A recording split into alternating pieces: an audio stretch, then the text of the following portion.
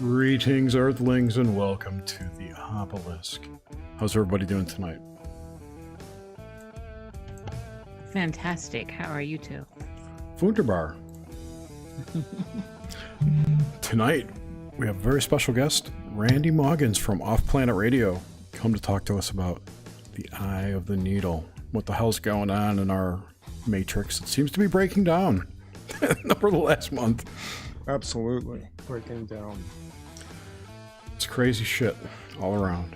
So welcome, Randy, to the show. It's a pleasure to have you. Hey, it's an honor to be on the Obelisk on the Worm Moon. On the Worm Moon, that's right. It's always a great pleasure to speak with you, Randy.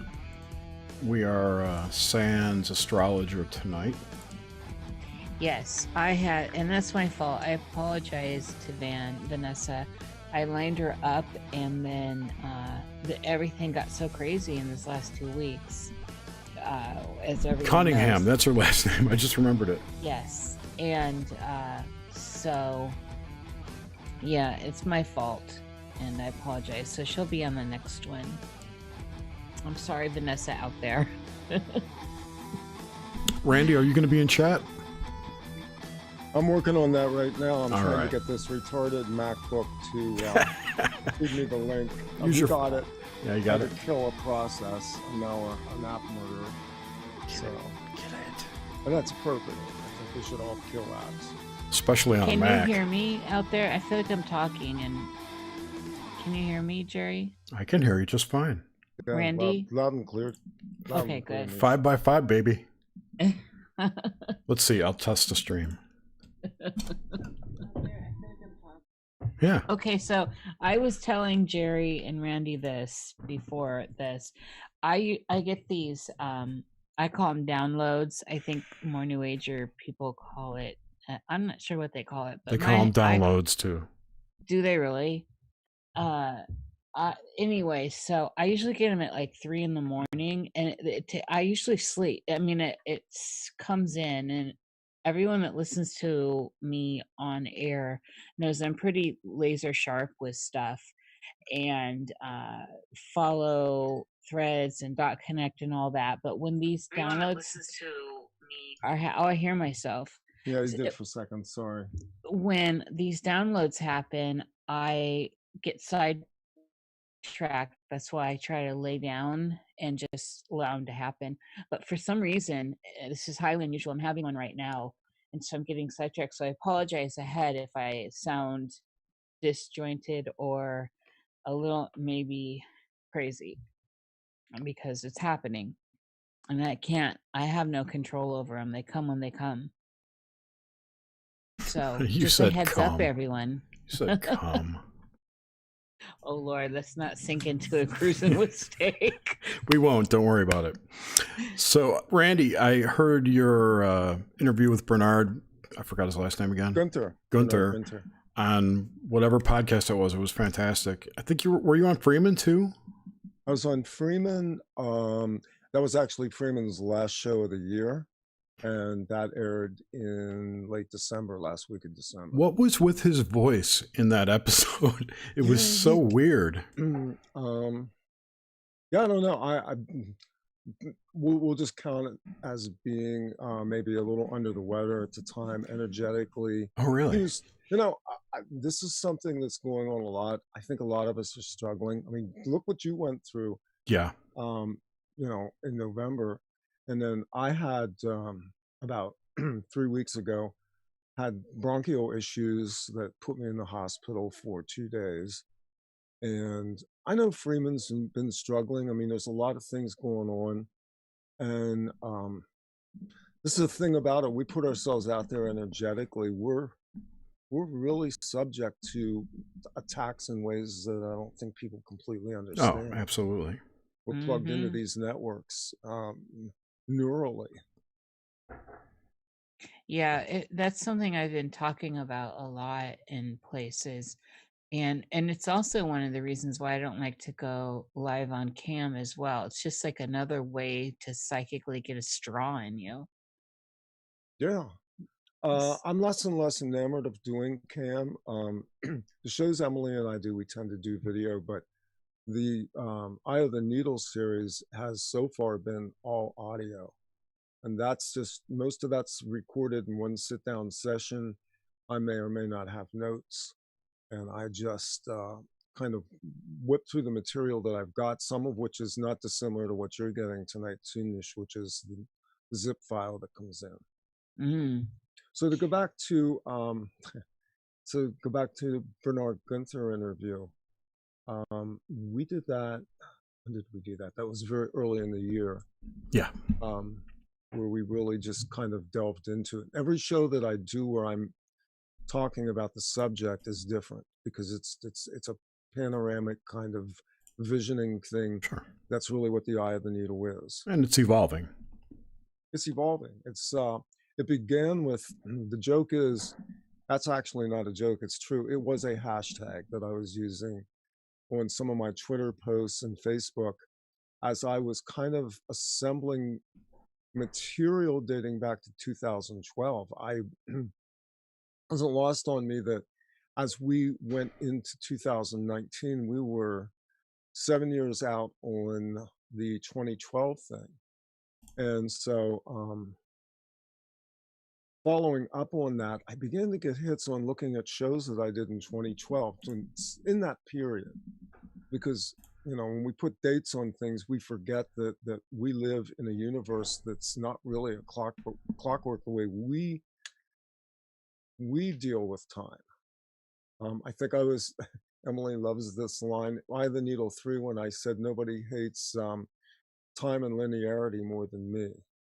And that's kind of true. I mean, it is not a linear reality. It's really stacked realities that occur in a nonlinear fashion. So the idea of Eye of the Needle is really to do what I call foreshadowing, or you might call it the prophetic voice. I don't, that's misunderstood when you use the word prophecy anymore, but the prophetic voice is really just the voice that speaks into situations, into visioning. That's really what it's all about. It goes back to this singularity, this Eye of the Needle thing. That's kind of the metaphor for where I saw us going, beginning the gateway into 2012, which was the winter solstice on 12/21, and then moving forward to what I see as probably a 5-year period.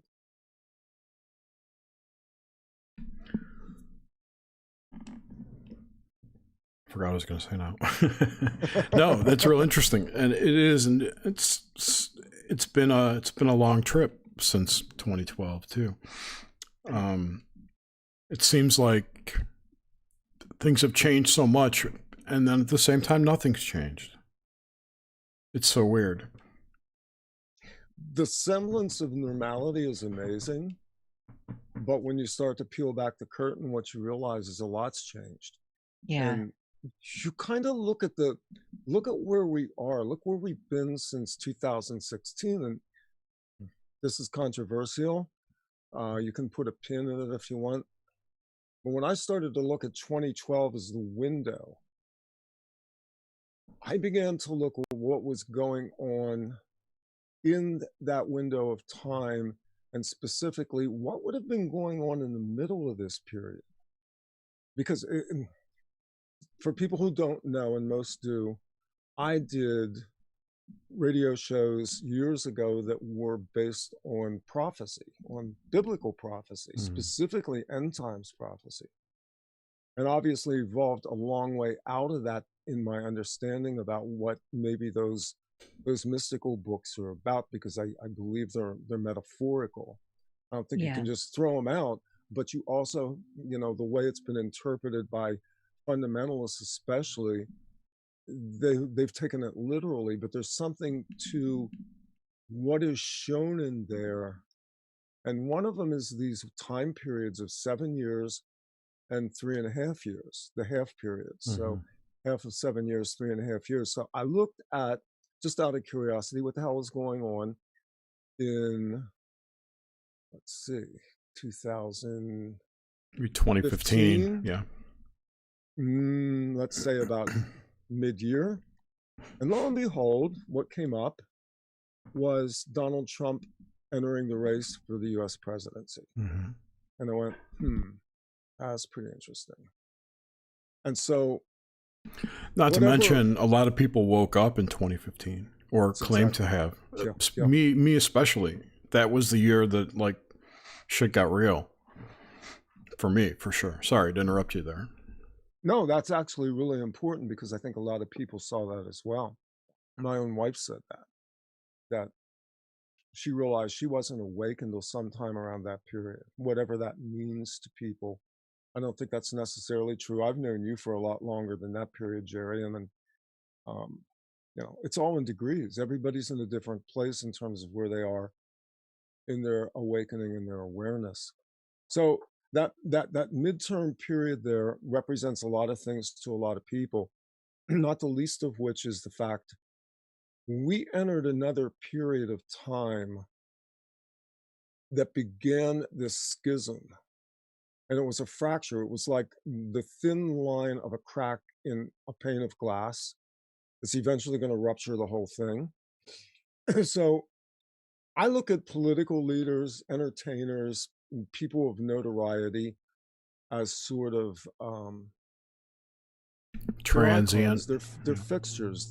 They're people who are in front of us that are reflecting back to us something about ourselves. Well, that could be sort of a lot of reality too. Sure. Well, I mean, really, on one level, we're reflecting all of this reality back onto ourselves. That's another aspect of this.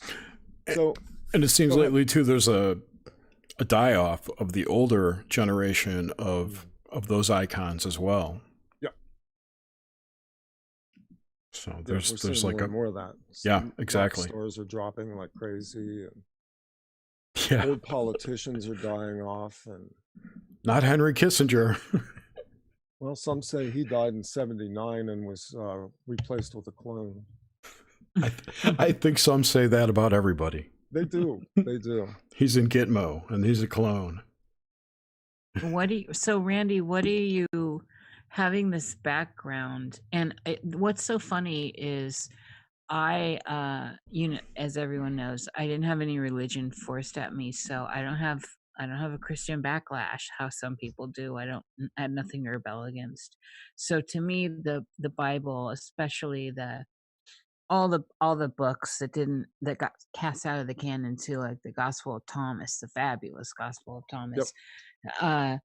I treat them like I do any other magical tome. And right now on my table is the big old 1885 or I don't know 65 whatever version of the Catholic Bible. What do they call it with the stricken books? The Apocrypha.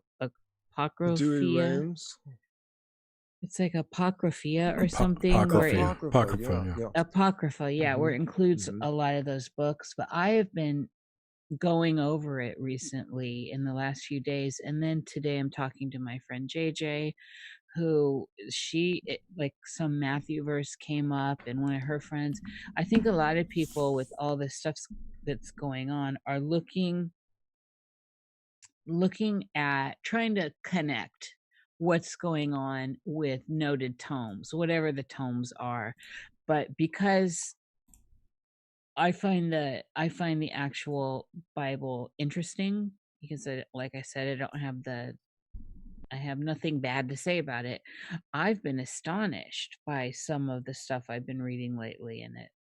Like absolutely mystical, magical, holds up to a lot of the tomes that all the magicians, talk about from the Middle Ages, and some of it's way more dramatic, I got a synchro I there. find. I was just listening to a podcast about how the Bible is a grimoire. Yes. I was just going to use that word to describe it. It is a grimoire. Double synchro. I It's, love the synchro bell. if you don't treat it as a singular book, which it's not, you begin to look at it on a different level. And the level is that this was written over a very long period of time, disputably 6,000 years, however you measure that. And it was written over several epochs that go back to probably the foundations of the earth itself. When you read the oldest book in the Bible is the book of Job, which describes the fallen angels. It describes this land of ice where these angels are vanquished to. Anyone thinking Antarctica? It's describing a very different world than the world that would come later, because actually Enoch himself was taken up. He didn't die. It said he was basically transfigured into a non-corporeal being, a light being, much like Christ. much like the prophet Elijah, and much like the Jesus figure later on. And that ended that era, that epoch, and the next epoch that came was the epoch of the flood, the great flood. So the book's written over these epochs, and it reflects different mindsets at different times. There are multiple gods in it. Reading the Old Testament, if you read it with the word God and don't understand how many different ways that's translated, especially when you go back and look at the Hebrew in it, you would consider that it's monotheistic, but it's in fact polytheistic. So we're not dealing even with, like, in some cases, the same gods. I mean, these people are going through different stages of spiritual transformation as well, to the place where they get to form of monotheism, which is basically the Mosaic era. See, this is all the stuff that I just can't. I'm not a deep diver in it, and that's why I'm all of a sudden super interested in these books, and in the process of in its overall process and arc of where it's been, how it transformed, what are the different messages that are weaving in and out of it, and how does that play into the greater picture of all the other tomes, all the other grimoires, and then overlap that on top of where we are now with all the craziness. It's very intriguing.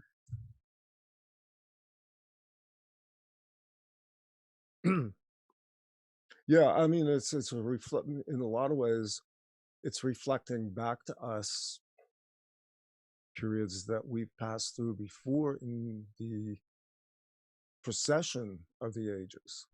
And that's kind of where the eye of the needle came from.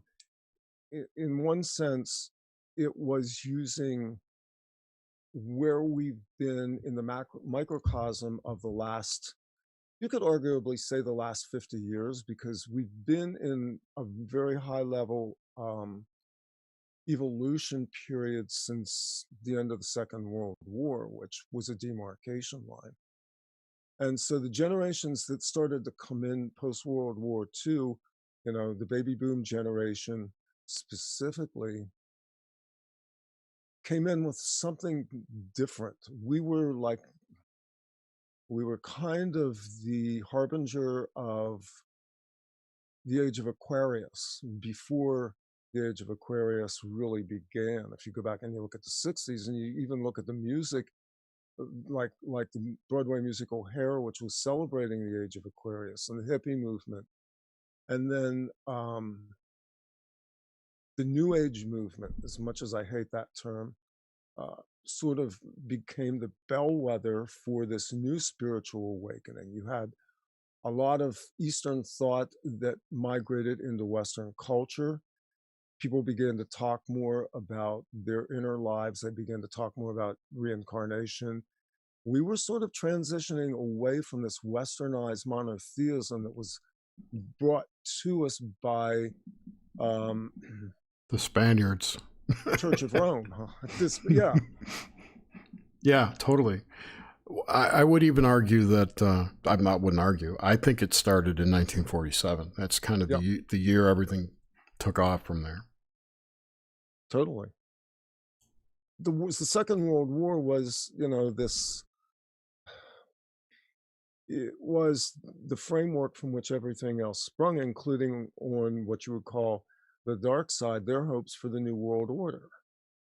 The old order being, and we just had Michael Joseph on with Emily and I last week talking about the first 1,000 years of Christianity and how that was really the old world order was the movement that came out of Rome and then the Vatican, Catholicism, the Protestant movement, which migrated into Europe, and then the colonial movements that came out of that, and the Industrial Revolution. So the bookmark was the implosion of Europe in World War II, the dramatic culmination of the industrial age and the transition into the technological era, which Brzezinski talks about in his book. Yeah, that's a pretty interesting book too. There's some prophetic stuff in there. Yes, of course there is. See, when people talk about prophetic, they don't understand that actually is an act of summoning. It's what I was talking about with the eye of the needle, which I view as the prophetic voice, but I see as foreshadowing, which is a way to weave into the consciousness of the time the vibratory energies necessary to move us into the next period. So from my standpoint, I get downloads much like Niish is getting and like you get, Jerry. I call them zip packets. And the eye of the needle comes from that place where I began probing, kind of remote viewing what was going to happen out maybe 5 years in the future, Mm. what it was going to look like. And I got it. This came over a period of time, I would say beginning last summer. I was basically going through a pretty deep, sometimes dark personal period and trying to do both some internal healing and also reconciling different things, and began working more with my my energies. As a result of that, reactivated a lot of dream capacity that I hadn't had for a while, and also began to work more in my subtle body and started going out at night. Several times went up into these grids around the earth and began to see what those were all about. That was really interesting. I also took, here's the woo woo, folks. I also took out a couple of implants in my energy body and wound up walking around for about 2 weeks seeing uh, ghosts, omens, specters, all kinds of shadow beings all over the place. That eventually calmed down as well. But I went through this period of just really intense spiritual upheaval where I began to get a sense that the future wasn't defined. It was something we were going to fashion in our own vision, we collectively and we individually, and began to understand a little bit more about how the reality construct works inside of the matrix. And that was kind of the whole thing with these grids, was understanding that these grids are really an interlaced system that are reflecting and moving and amplifying, much like a circuit board, all of the creative powers of the collective on this world. and that we had an enormous amount of power, and that most people were in default mode. Right. 90% of the people on this planet are in default mode. They are walking through visions of a life that was handed to them. They are robotic. They don't really want to do the work inside. And so, and this is really how the control system has worked. It's largely been that these so-called, whatever you want to call them, the cabal, the Illuminati, it doesn't really matter. Just how about the narrative? The global narrative They drives just it. basically were able to figure out, look, these people are asleep. We can navigate this ship by ourselves. Forget that we're like maybe 1/10 of 1% of the total population. If even that, everybody else is in default mode. We're now the grand masters. And the idea of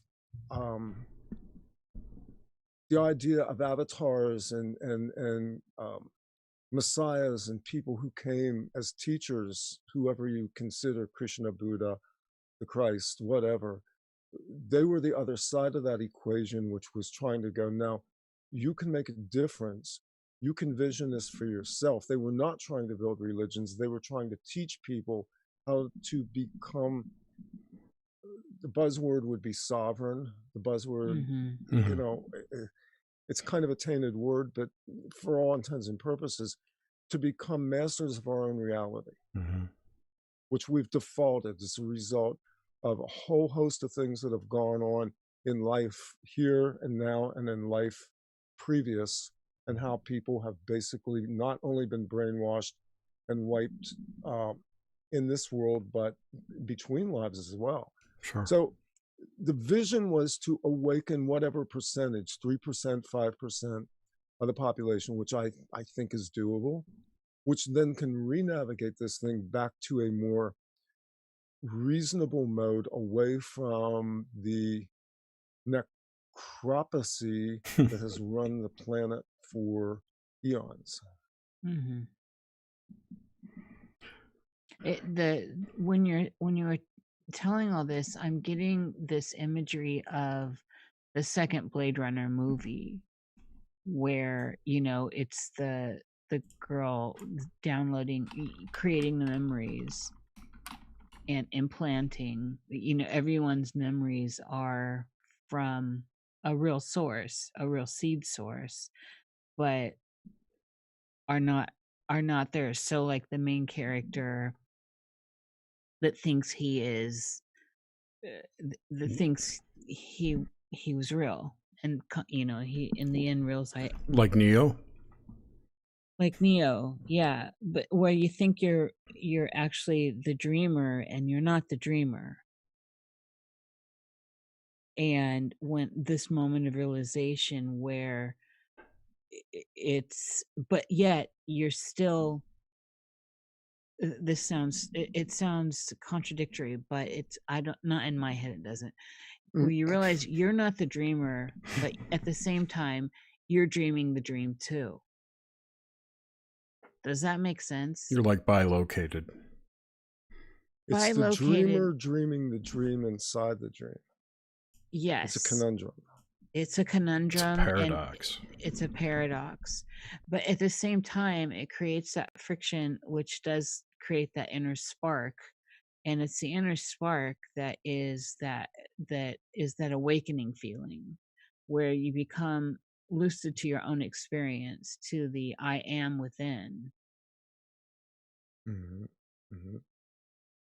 And so, and then I had a question about, because I did know about your history with, I knew about your religious stuff in the past, I think from Nox Mente, and then just listening to you. But as I've been looking around that tome that we're calling the Bible, I encountered the other day that I hadn't really encountered earlier several times, that 144. Now I know everyone knows that. Yeah. It's made the mainstream as far as New Age and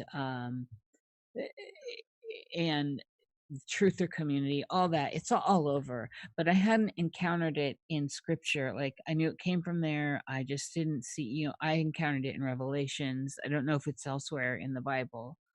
I was specifically seeing it in Revelations. Yeah, it is nowhere else in the Bible, that specific number. So that's the only spot it lives. Yeah, there's two places, Revelation chapters 7 and 14 are really the only two citations that specifically mention the 144,000. Yeah. And yet that has been a very potent meme in the collective. A lot of people refer back to 144,000 or whatever souls. And I'm wondering, what are your thoughts on that? Yeah, my thoughts on it are like, where to even begin with that? It's the 144,000 as it was interpreted in the New Testament, the book of Revelation, originally was part of an entire series that I did. Like, I'm talking maybe 300 shows over 6 years that I did with, I always have seemed to have female co-hosts. And I was working with a woman named Sue Patterson who wrote a book. And the title of the book was The 144,000 in the Multitude. And it was a prophetic examination of basically the world right up to the end of the world as we saw that. And so the 144,000, first off, if you read it and you read the roll call that occurs in Revelation chapter 14, and if I get some of these chapters wrong, it's just because I'm rusty. Come and see. But remember that 144 is 12 squared. Yes, And the with number the 12 12 plays tribes. out hugely with the 12 tribes, which are actually Yes. 13 tribes. But there's actually inside of the Old Testament several times where the tribes are enumerated. First off, the original enumeration that was made to Moses, then it occurs again in the book of Ezekiel at Ezekiel's temple. And each time the tribes are roll called, they're different. Some have dropped off, some have become apostate. Eventually, the 12 kingdoms fall. They rebuild this temple. It's a really pretty second-rate temple. There's actually 3 temples historically. And then it transitions after the book of Malachi, which is not in linear order either, but it doesn't matter because it worked in terms of the narrative, into the New Testament and the book of Matthew, which then begins the era of Jesus. And then there's the 12 disciples. And again, there's actually 13 because one of them is Judas, who obviously hangs himself and then is replaced ultimately by the Apostle Paul. So it's interesting to see the foreshadowing that goes on there because you're actually seeing the foreshadowing of the 12 tribes, the 13 tribes with the 13 disciples, apostles. So it plays into an overlay, a template, in terms of some numbers that prophesy towards the order of a very small group of people who represent what I will say are the seed of humanity, however you interpret that. If we wanted to be literal about it in terms of one narrative that I did a lot of commentary on, which was the NPCs, the non-player characters in video games, you could say that the multitudes that are shown in the Bible are all background characters, NPCs, non-human, or RPGs or live action role players, but the real deal is the 144,000, and that's the core of humanity. I think the number's emblematic. I think it's a symbolic number. Isn't the Enochian chessboard, isn't that a 12 by 13 grid too? Yes, of course. Yeah. Because Enochian magic plays right into this. It's that's the mystical side of this. That's why you had books that were excised from the scripture. That's why you have apocryphal texts and Gnostic texts and scrolls that show up in 1947. Like, the year of fuckery. Wait a minute. So what the fuck is going on here? It's like some shit just doesn't want to be disappeared, does it? It's like the sands of time blow open, and there's the golden tablet, and you're going, oh, this certainly makes things a lot more interesting. Or Yeah. they're inserted into the reality as hints, like or they're like I've treasure. said about it's like I've said about even these Tartarian structures. What if these structures are being revealed now because we put them there for ourselves in the future to remind ourselves as bookmarks? And it's like we Yes. woke up and we Seeding. looked at these things and we went, holy shit, look at that. We need to get Flavor Town in here if we're going to talk Tartaria. See, it's seeding, and I think, like, when I look back at the conversations I had with my mama when I was little, and they didn't, our relationship was very much in the car while she was telling parables, essentially, and she seeded all these conversations. They were all adult, we're little kids, my brother and I, and some of them are coming to bloom now, where I didn't understand what was she talking about, and then, like, 4 days ago I had this epiphany. I'm like, oh my God, this is what she meant, to my 4-year-old self. And she told him in allegory, and basically in sing song. So it was symbols that would awaken in me when I needed them, essentially, and break through cover stories. I think I told you that privately too, Randy. And so this is how I'm reading a lot of and I'm, as you said earlier, the grimoires, which I include the Bible and the books of the Bible as, and so, but I find it interesting that the 144 is just unavoidable. It's everywhere. It seems to find its way in all the deep woo wells. Yeah, some of us suspect that it's also perhaps genetic code. I was trying to read the chat, and I see some people there catching on this, talking about this being code. Yeah, it's all code. I mean, a lot of this is encoded into the gematria as well. And there's some people doing incredible work with gematria. I'm not as facile with that as I am with what I'll say are probably more metaphorical aspects in interpretive schools. I'm still trying to learn to do tarot. I read tarot every once in a while, but I do it for myself. That's an act of visioning too. But these mystical numbers play hugely into it, including the Enochian magic and the dark arts as well, because the only thing the dark arts are is the obverse side of the construct. I mean, we're on the obelisk tonight. What is the obelisk? It's a needle. It's Cleopatra's needle. Yep. It's a phallus pointing towards heaven. Yes. It's the creative and procreative on an interface. Yes. Wasn't it originally? Was it Osiris's dick, right? The phallus. Yeah, theoretically. Yes. Yeah. Allegedly. I mean, I don't believe anything the historians say about Egypt because I don't know jack.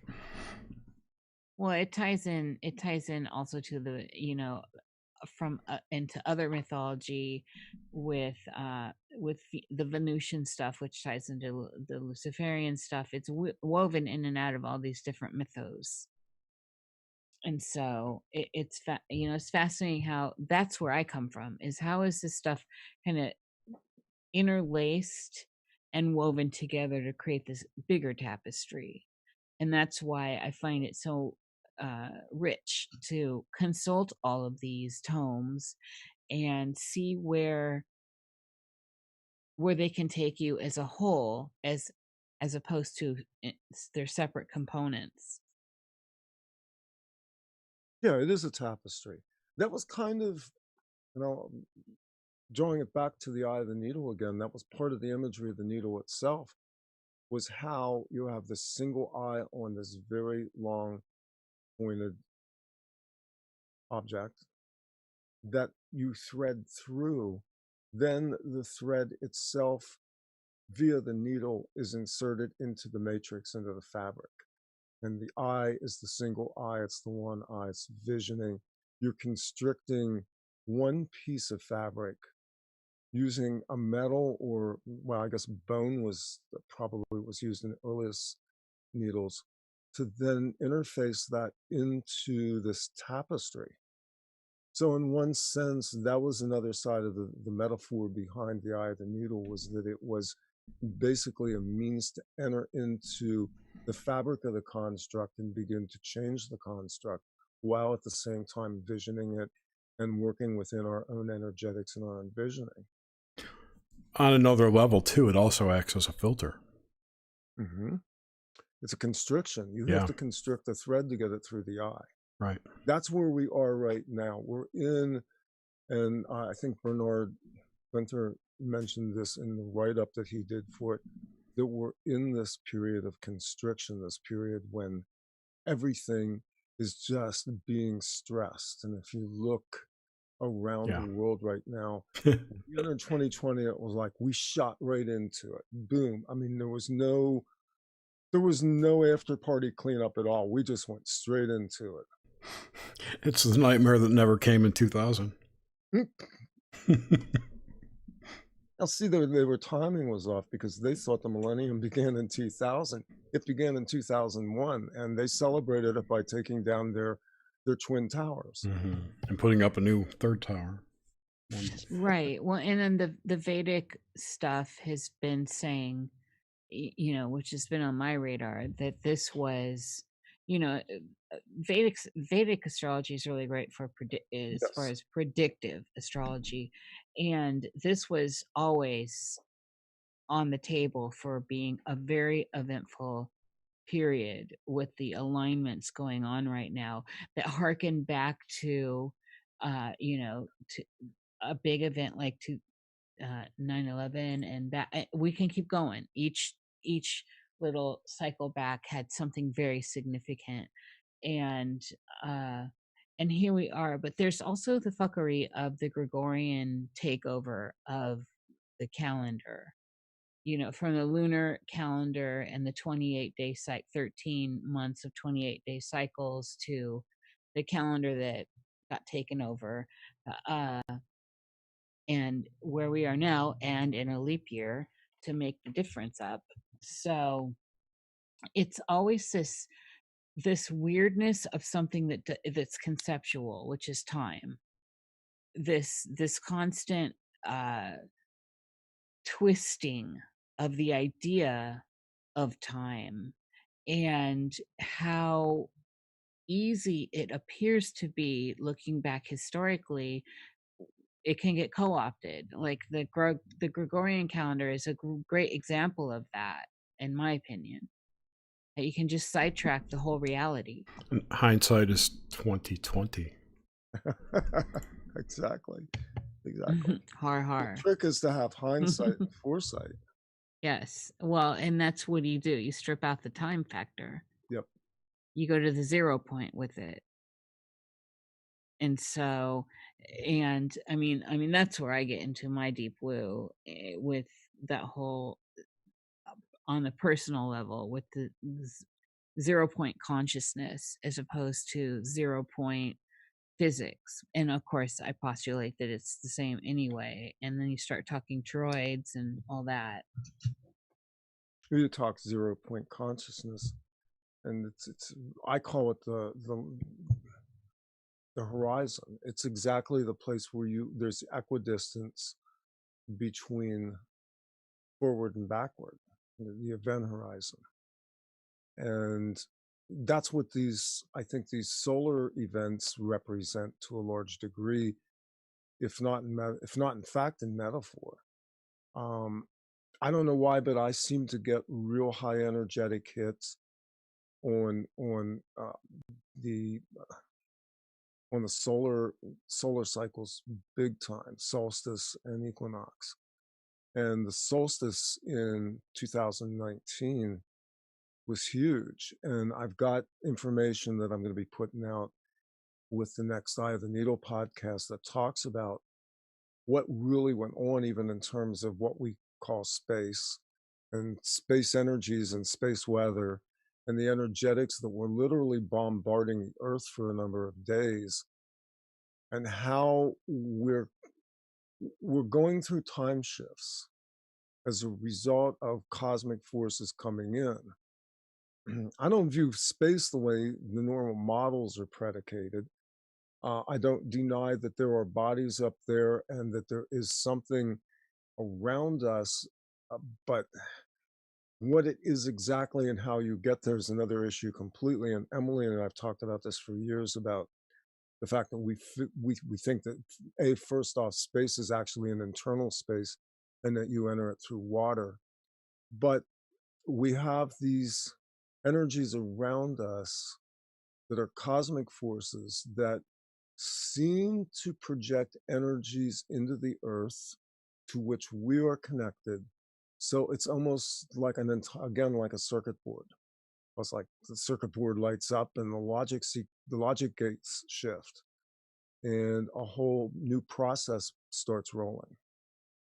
So if you look at it like a computer, basically, you reboot the computer, you start a new operating system and a new cycle. I just saw a notice the NBA has suspended the rest of the season. Are they really? Can you believe that? Yeah. Because apparently one of the players on the Utah Jazz tested positive for the crown. For the coronavirus. What is this really? I mean, we don't really have any proof about anything connected to coronavirus right now. I know.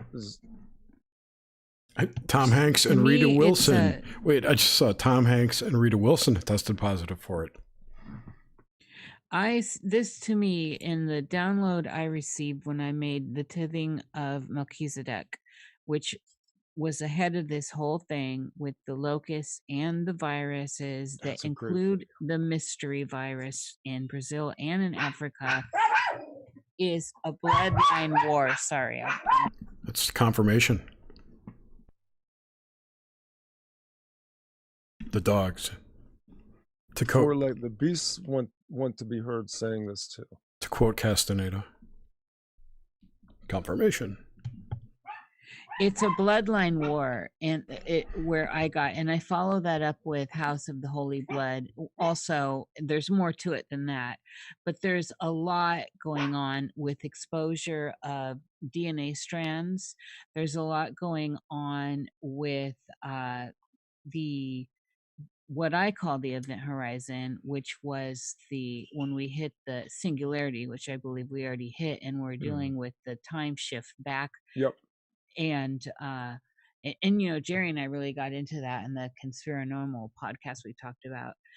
And so that's all tying into this, and it's playing out in very interesting ways.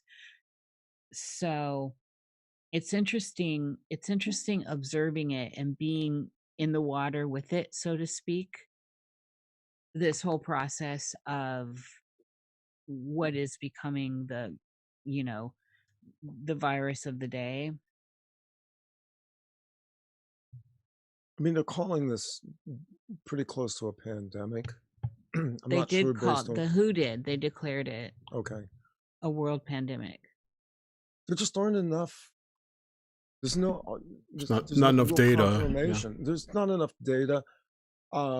Even people in the positions of authority don't seem to be in agreement about this. It almost looks like a football being kicked back and forth. If you looked at the Twitter posts that Trump's put out and some that have been put out by some people who work in the medical field, and a lot of the stories behind what's going on with these connections with Wuhan and is it Harvard University.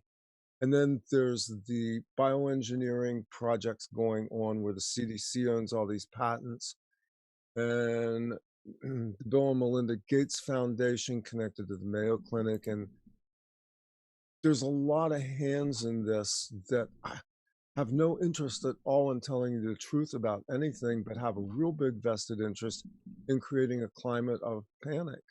I mean, my wife came home tonight and told me that the stores are out of toilet paper. I thought this was a joke. The toilet paper thing is I don't even know where to start with it. I can't believe, it's like all things.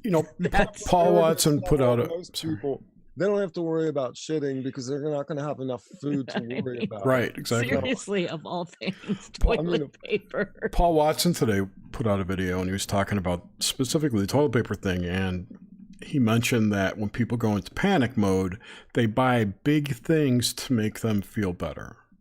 It somehow eases their fear of mortality. Quilted Charmin does that for me. I like the lavender angel sock myself, but I'm more of a rough trade girl.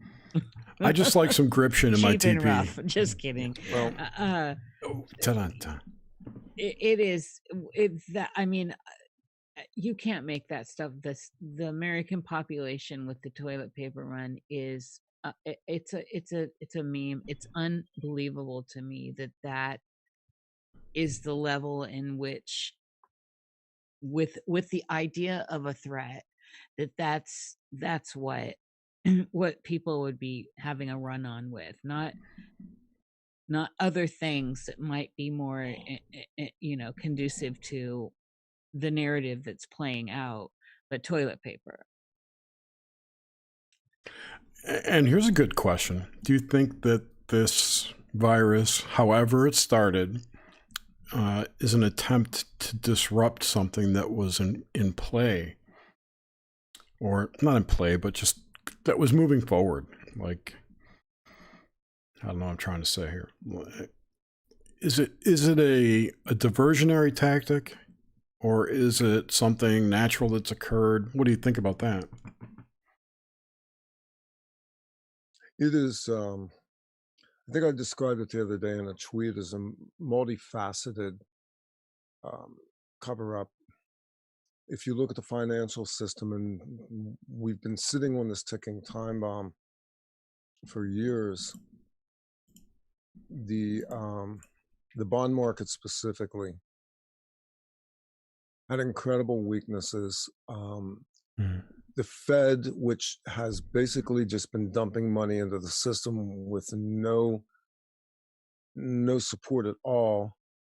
Obviously, this is backed by bonds. I mean, I don't know that people realize that the bonds are the mechanism by which well, on paper anyway, hike this fiat currency. So the buyers of the bonds, the bond market itself has been so soft. And what people forget in the narrative is that the bonds were really how we were paying for goods from our Pacific Rim partners, specifically China. That China holds a lot of this paper. And when Trump put into effect the trade tariffs, what he did, well, probably one of the most constitutional moves done by an American president in half a century, and really the only way the Constitution ever allowed for the country to have any type of, I guess you would say, money accrued from a taxing mechanism was tariffs, specifically on foreign trade.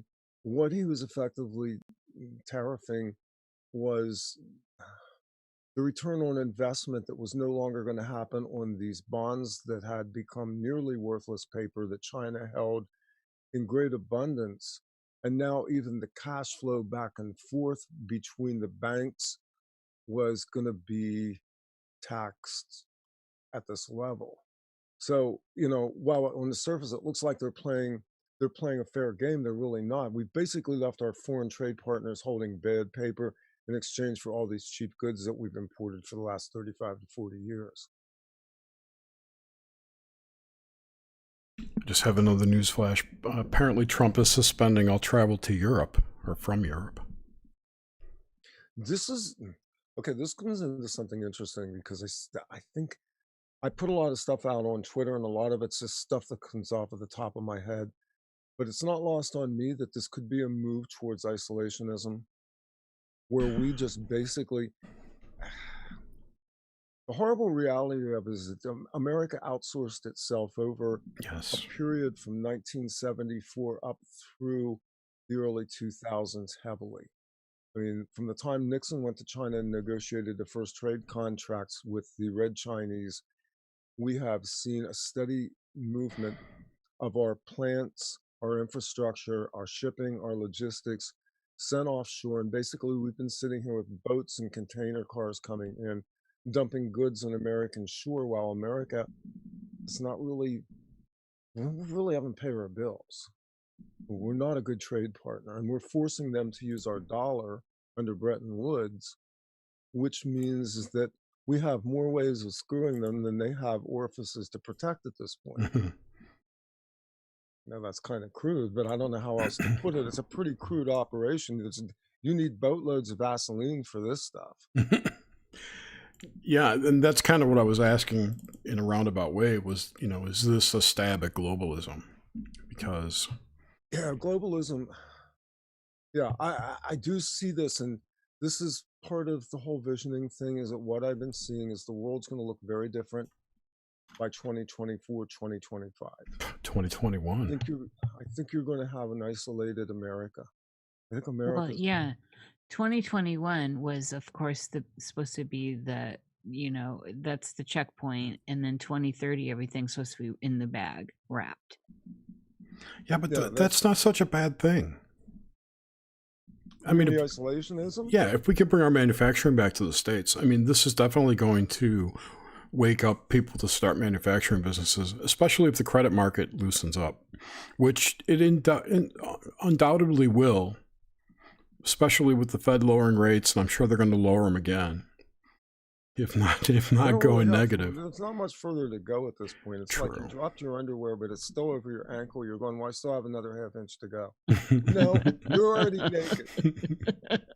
We can see your sack. You're working with now. Yeah. Your butt is already hanging out there, Cowboys. Sorry. That's right. We don't have that far to go. And quite truthfully, and I did put this out on Twitter, the fact that we allowed globalists to take the industrial genius of America and outsource it. And it began right after the First World War. So we were never players in the world of solid state electronics in America. Like, we made tubes. We were great right up until the 1950s. But when the transistor came in, when solid state electronics began to be manufactured, there were really no semiconductor plants. There were a few small ones. The majority of solid state electronics were not only, they were mostly designed here originally, but most of them were manufactured in Japan originally. Japan, later Korea, later on.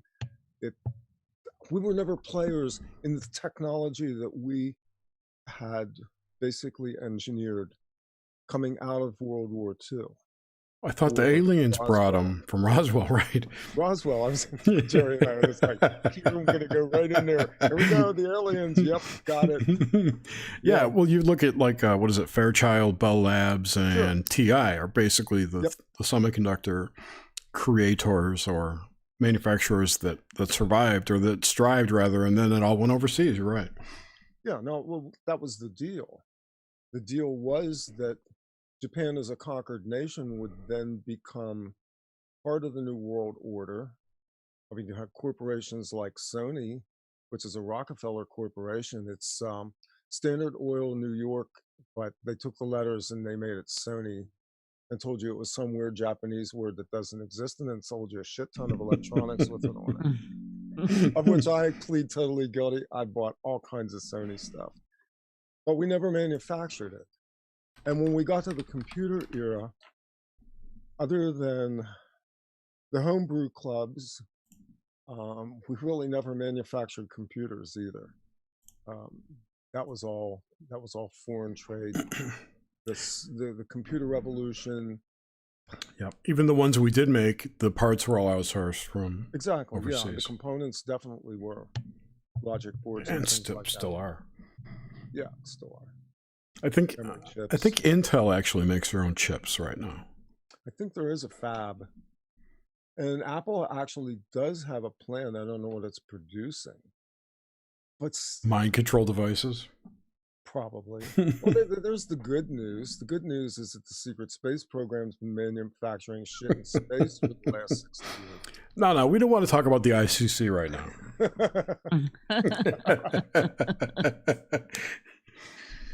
Oh man. So yeah, you're not a big believer in the secret space program and the whole, what is it, the Catherine Austin Fitts narrative? Well, there's a narrative there. The question is, what is it? And when you look, this ties into your whole view of what space is, which I also have an alternative view of space. So yeah, it ties into what space is. This actually on YouTube, off our YouTube channel is youtube.com/offplanetmedia. There's a show up there, episode 3, Eye of the Needle, where I go into interdimensional aspects of trade, human trafficking, the fact that it's in all likelihood they are using off-world resources, off-world environments to do advanced manufacturing, that the trade that is being negotiated there is a very different type, that Earth is just basically a colony to provide the human intellect, the human vibratory aspects, and the soul for a process to trade goods and services between worlds, or even dimensionally. And yeah, so I mean, there is no secret space program. They don't call it that. It's to say that it's one construct is to not understand how sophisticated our world is. That, if you look at Lockheed Martin or any of these other aerospace or defense contracting corporations, of which there are thousands of various scale, there's a huge industry there that's not accounted for in terms of our normal economic indexes. And there's, what was it? I saw the military budget where, Jesus, they lost more money than they ever had. And you're going, how does that even work? They literally hundreds of trillions of dollars disappeared into vapor, and yet you looked at their budgets and you went, you didn't have that much allocations in the last decade to lose. And it's like Rumsfeld the day before 9/11 making the announcement, 2.3, and then the next morning they blow up the buildings, and you're kind of like, you guys don't really have a good accounting system, do you? Or do they? Here's the interesting thing about that's what I postulate. I think where you're going. Yeah. And this is my postulate is what Catherine Austin Fitts actually saw was one side of the ledgers. She saw ledgers, she saw books, she saw expenditures. What she didn't see was the profit side of the ledgers, which are the incoming profits from all the activities of what you would call the secret space program. But the black budget is far much more than a black budget. It's complete. Now, they use the term breakaway civilization. They haven't really broken away. They're actually more of a parallel civilization that operates on another level. I mean, it's kind of parasitic, though. See, it's very parasitic.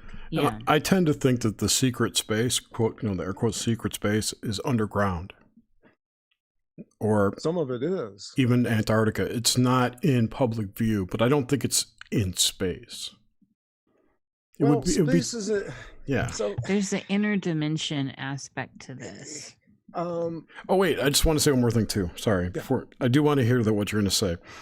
The double budget thing, the double financial system, is something that Joseph P. Farrell talks about. Sure. That there's a second financial system, and it's kind of revealing itself in these aspects. So sorry, yeah. So space.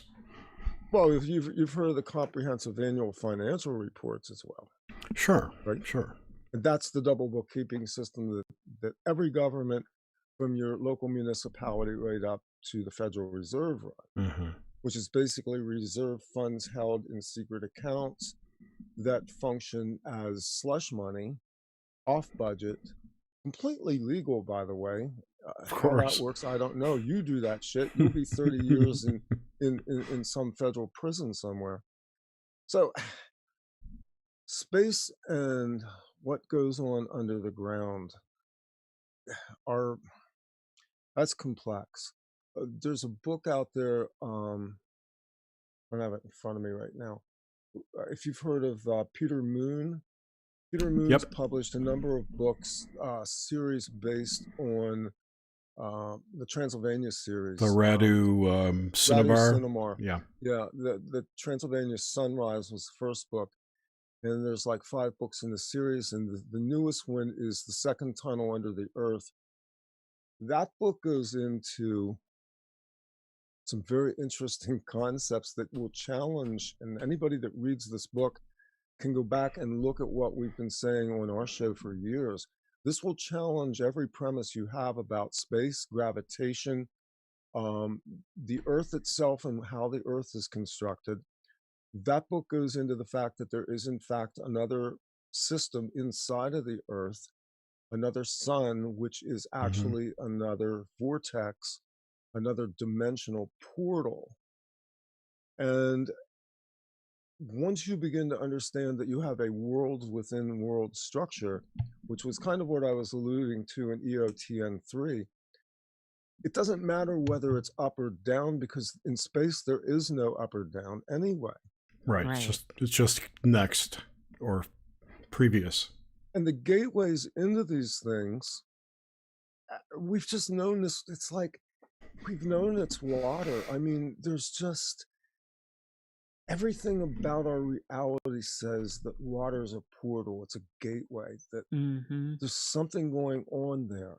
And then there's inner space, which is we are microcosms of the universe ourselves.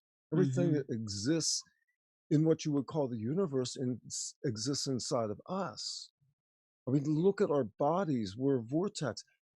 We have seawater, the same components of seawater in our blood going through our body, and magnetic forces. You know, if there's 2 forces that have been completely relegated into the outbacks of knowledge, it's water and magnetism. And yet they're the 2 greatest forces that we have when we begin to understand them. And so the construct of space is both an inner world, outer world portal. It connects to inner Earth because we're attached to Earth. We are part of Earth. This Earth is part of us. It's inseparable. And the 2 books that really confirm this is, again, the Radu Cinnabar book, The Second Tunnel, and then a book that you can probably download offline called Ida Dorpa, which was published back at the beginning of the 20th century. And Ida Dorpa is the story of a man who, under the tutelage of a Masonic cult, frankly, is shepherded into inner Earth, where he then gets a bird's eye view, so to speak, of what really goes on inside of a world where you walk underneath the oceans themselves, where there are dimensional worlds within dimensional worlds. It's almost like a honeycomb. It's like time doesn't exist the way we understand it inside the Earth, something that a number of us have understood as kids, that time is very flexible. This is what you were talking about at the beginning of the show, Niish. This very plasticity of time.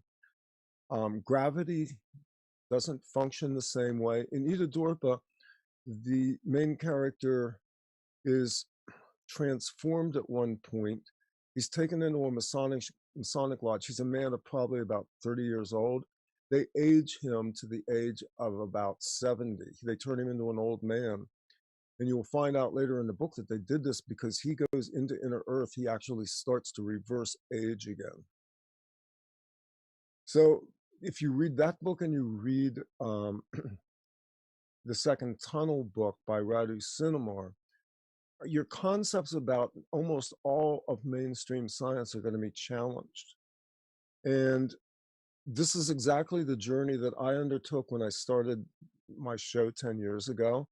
It's a lot of the reason why Emily and I kind of have had the conversations we do is because she sort of intuitively understood this as well, that these concepts are so far out they fly in the face of everything you've ever been taught, and yet there is a substance to them. And even here, there's an unveiling occurring. The Radu Cinema book only came out, I think, in 2019.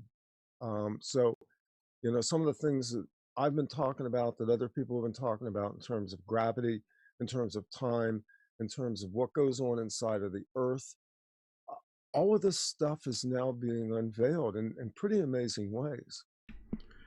Yeah, we had Peter Moon on our show not too long ago, and he was actually talking about how he had I forget how many, 4 or 5 books of Radus that he was waiting to get copies of to translate. So I mean, there's more information there. More material. Yeah.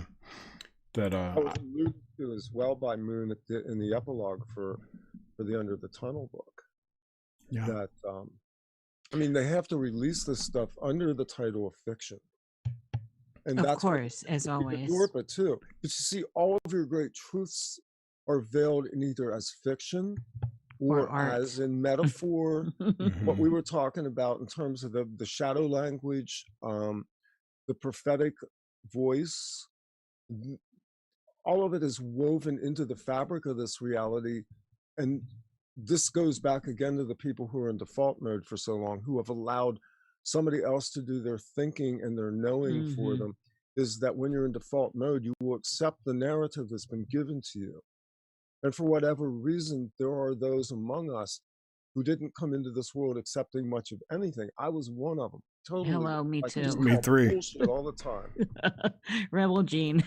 It's a hard life. It ain't easy, baby. It's a hard knock. Get you locked up. I mean, yeah. It's a hard knock life. The Annie program.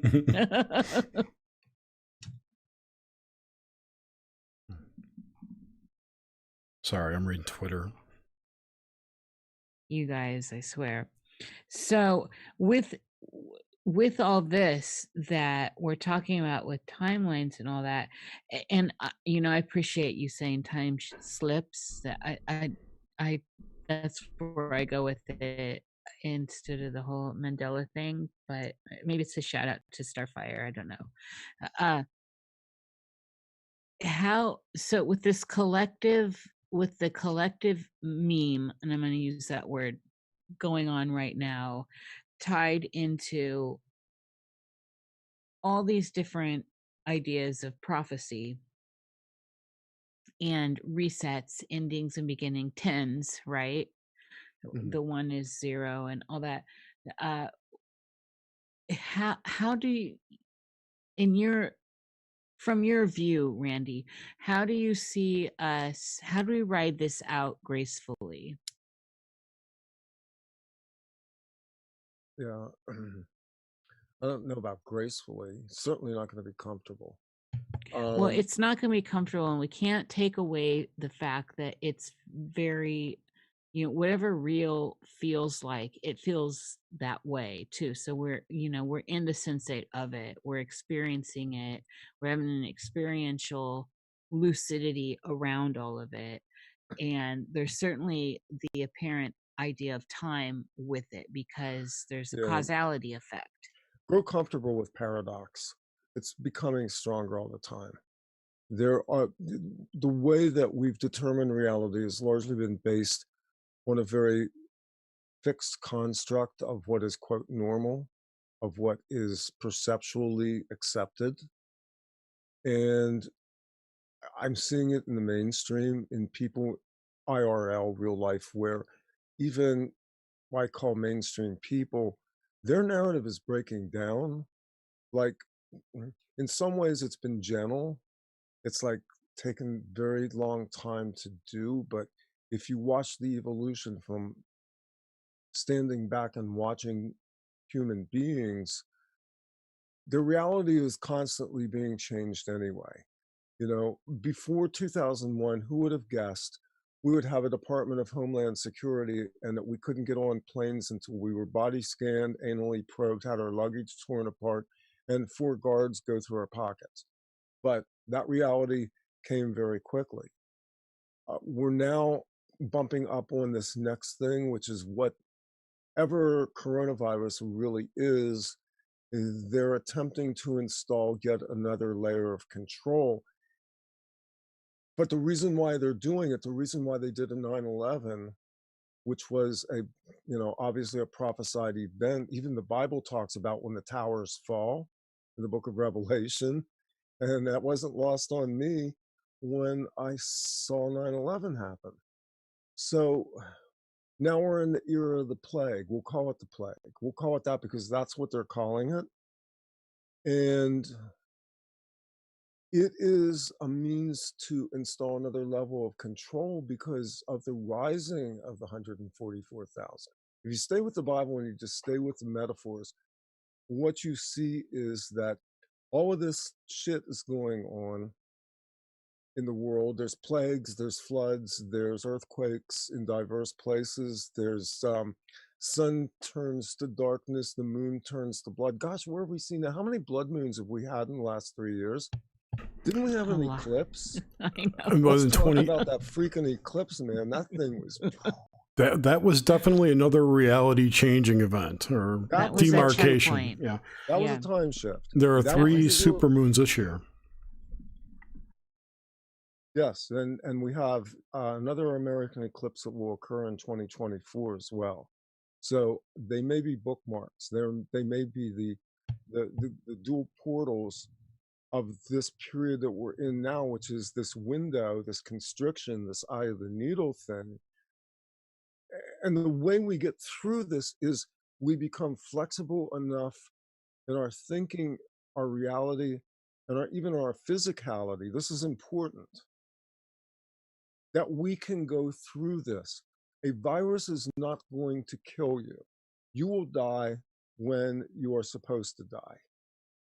And if you decide otherwise, if you decide that coronavirus is real, that it's invaded your body, then it'll take you out. But I'm telling you that energetically, the reason why a disease will take you out is because you have a proclivity for death. I mean, Jerry survived what is probably one of the most bizarre things I've ever seen a person go through. I mean, and everybody's going, nah, this isn't Jerry's time. Jerry will make it. Like people were praying and meditating and speaking words and going, and I'm like, I knew when we were watching this whole thing that Jerry was going to make it. And I got sick as hell a few weeks ago. The beginning of actually I got sick on the full moon last month in February. It was a Sunday night, and I started having death dreams.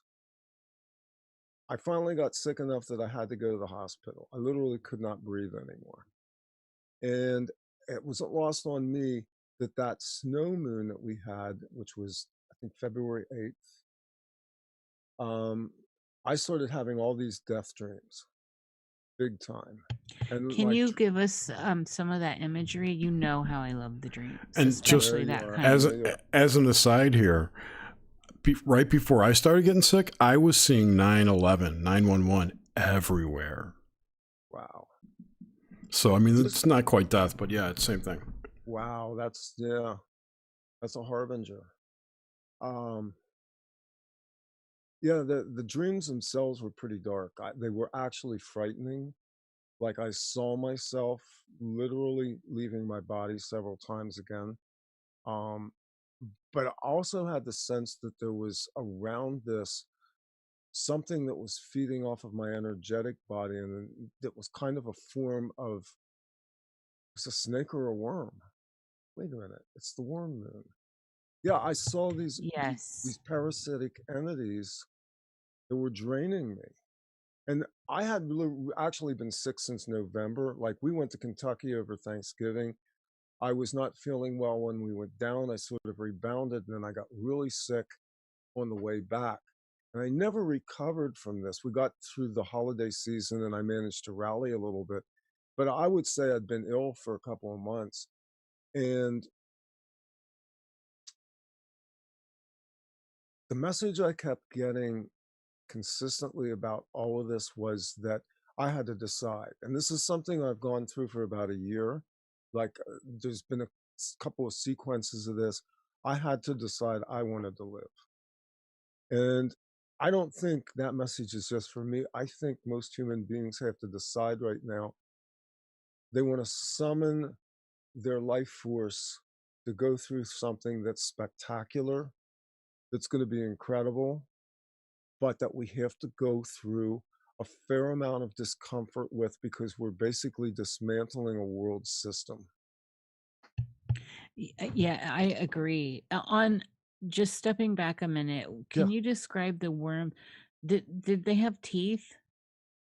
I don't have that level of detail. Like I saw them more or less feeding on my etheric body, Mm-hmm. which was the place I was. My etheric body was really what was going out into the grids. And I thought about this a lot, and I thought, did I deplete myself? Did I contaminate myself? Did I pick up some kind of etheric entity in doing some of this stuff, and even in dealing with some of the etheric implants, which we Mm-hmm. all have? Yes. Yeah. Um, The chakras being the main ones. they are. Um, that etheric body is the mechanism by which we interface on the scale of the earth energy grids themselves. And so these worms to me were semi-luminescent. They appeared on my body at different critical places. I actually saw them coming out of my eyes at one point, my ears, and around my throat and chest, which was the scary part because that's the part of my body that I was having trouble with. I literally was my my respiratory system was slowly shutting down.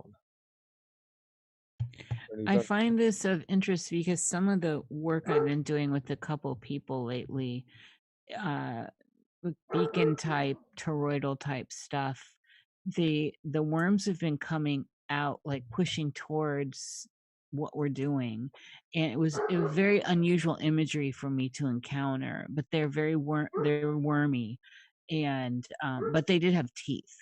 Oh, I will mm, say that. But I'm a visual person. were they luminescent? Or did they glow in some way? Or Some of them did. This is awake. I guess I hate to use the word light work, but not in the way. This was awake conscious work, so it wasn't in a dream state, so to speak. But some of them were dull gray, Randy, and it just depended on where I was focusing, where I had my eye focus. So the higher up I was, or the more omniscient I was, mhm. the less luminescent they were. Oh, that's So the interesting. lower in, the more luminescent they were. So they were probably feeding off of your luminescence. That well, I was trying to, create this beacon and push away stuff with some other people. So yes, and I mean, to me, it was as soon as this grid got kind of when we activated it, they came in, and it Mhm, was it was mhm. interesting. It was like, it was kind of like fishing in a weird way, where I didn't That's expect to interesting. encounter them. That's interesting. I mean, if you think about it, and it's funny because when they said worm moon, and I got to thinking about it, and I thought, because really the ground opens up, the worms are the first thing that come up because they aerate the soil, the earth. I associate it with trout fishing because as a kid, this is the time of year when we went trout fishing. I mean, we used flies to do trout fishing, but you use worms as bait. And this is a time of year when, quite frankly, here in Pennsylvania, the streams around here right now should be jumping with fish. So you have that imagery as well. Yeah, they should be here as well, and they're not, by the way. I'm out in the forest every week, and On a there healthy planet, it would be. yeah, there's like nothing there. You know, there is no normal anymore. No, no, and that's part of what we're writing out collectively is this. I always call it the shakedown. It's um we're resetting on so many levels. So on the surface, with all this, what we're seeing is looking to be a financial reset, globally. Uh, However you want to look at it, that there does seem to be a big major reset happening. But energetically, as we've been talking about through this whole show, this is definitely a reset. Yeah, This it is is. definitely an activated reset. Another aspect of this too is that the whole global carbon footprint has been reduced by this pandemic, rather. You know, the lack of shit going on in China because of the shutdowns and whatnot have reduced their global footprint, their carbon footprint rather. Pollution's going down. In one way, you could look at this as the planet taking care of the pollution, or you know, bringing those levels down a little bit in response to all the climate change, you know, fear porn that's been put on us for the last 2 years. Just a thought. That's an interesting take. I mean, look, we interpret. I'm open to what people interpret in the symbology around them. You know, whether I agree with you literally or factually or not, there's this notion, especially in the alternative research community, that if I don't believe it's truth, you must be lying. And the truth of the matter is that a great deal of our reality is an interpretive experience. We give meaning to things that happen around us. Yeah. We do it on a literal level and we do it on a symbolic level. And we can't help it. No, and much of what is around us is in fact a simulation. Yes. You know, when we're talking about the secret space program. So one of my theories is the secret space program, SSP, is a simulation run under mind control. Lindsay Hooper and I talked about this late last year. We pissed a bunch of people off because they thought we were saying we were calling bullshit on their experiences. We're not. What happens to you in a simulation neurologically is no different than the actual physical event itself. You have experienced something. And if that's not true, then everything that we say about dreams, everything that we talk about in terms of entheogenic experiences, anything that we talk about in terms of our own imagination goes out the window too. We are neurologically wired to experience things on a number of levels. So between truth and lies somewhere is an interpretive abstract layer where we can define reality outside of provable facts and cause and effect. And we can say that they exist as part of the holographic experience that the brain is going through. One of the things as you say that, and I've had to tune a lot of people out recently in the last year really, is this dynamic. And there's so much conviction's a wonderful thing. It can be, and you know, everything has its shadow, and at least here in this particular plane, in this field. And I've become very weary of those that are aggressive with their attacks towards others, and especially in these conversations that we all find ourselves in this, you know, rather small community, really. And I know everyone has seen it around, and so it's a perception, not to be on, you know, perception as a cue of what you're experiencing is your experience, and Wait, that's QAnon?